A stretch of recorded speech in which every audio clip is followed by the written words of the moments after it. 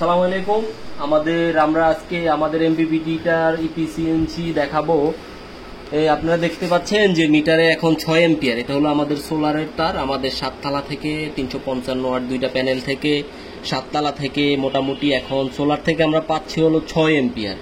আমাদের 355 watt 70-75 volt আসে আর কি আমাদের প্যানেল ভোল্টেজ। আমরা যদি এখন আমরা এই যে সোলারের ব্যাটারি কেবলটায় ধরি তাহলে আমরা কত এম্পিয়ার পাচ্ছি?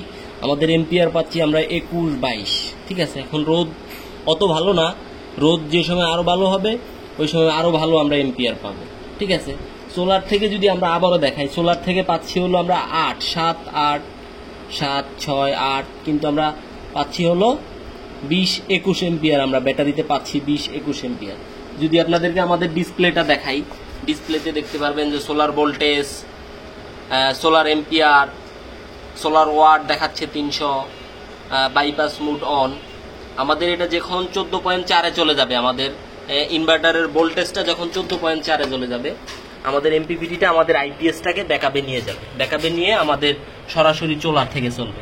এই যে আমাদের সাইন ওয়েভ একটা আইপিএস লাগানো আছে, আর হলো আমাদের এমপিপিটি লাগানো আছে।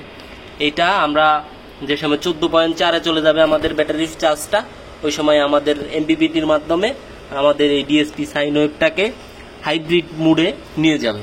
হাইব্রিড মুডে নিয়ে আমাদের সোলার থেকে সরাসরি আমাদের যে অফিসের যত যা কিছু আছে সব কিছু সোলার থেকে চলবে।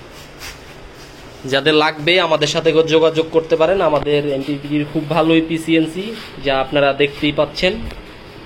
সবাই ভালো থাকবেন, সুস্থ থাকবেন। আল্লাহ হাফেজ।